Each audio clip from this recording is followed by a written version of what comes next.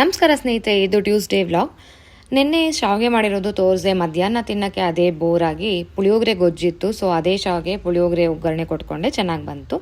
ನಿನ್ನೆ ಸ್ವಲ್ಪ ಬ್ಯುಸಿಯಾಗಿದ್ದೆ, ಮಗನಿಗೆ ಲಾಸ್ಟ್ ಎಕ್ಸಾಮ್ ನಾಳೆ. ಸೊ ಅದರಲ್ಲಿ ಟೈಮ್ ಸ್ಪೆಂಡ್ ಮಾಡ್ತಾಯಿದ್ದೆ ಅವ್ನಿಗೆ ಹೇಳ್ಕೊಡೋದ್ರಲ್ಲಿ. ಮಧ್ಯಾಹ್ನ ವೇಳೆ ಈ ಥರ ಐಸ್ ಕ್ರೀಮ್ ತಿಂತಾಯಿದ್ರು ಮಕ್ಕಳು. ಸೊ ಆ ಚಿಕ್ಕ ಮೂಮೆಂಟ್ನೊಂದನ್ನು ಮಾತ್ರನೇ ಕ್ಯಾಪ್ಚರ್ ಮಾಡ್ಕೊಂಡಾಯಿತು.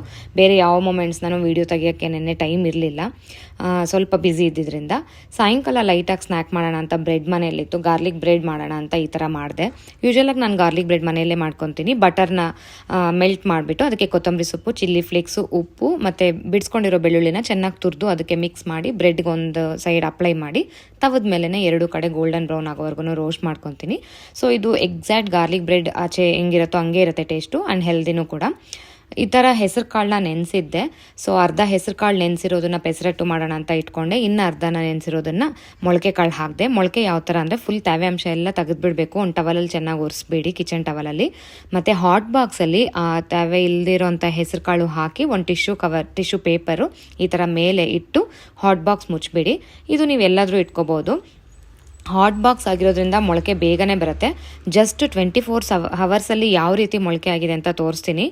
ಕಾಟನ್ ಬಟ್ಟೆ ಮತ್ತು ಸ್ಪ್ರೌಟ್ಸ್ ಮೇಕರು ಎಲ್ಲ ಟ್ರೈ ಮಾಡಿಬಿಟ್ಟಿದ್ದೀನಿ, but this is the best solution ಅಂತ ನನಗನ್ನಿಸ್ತು.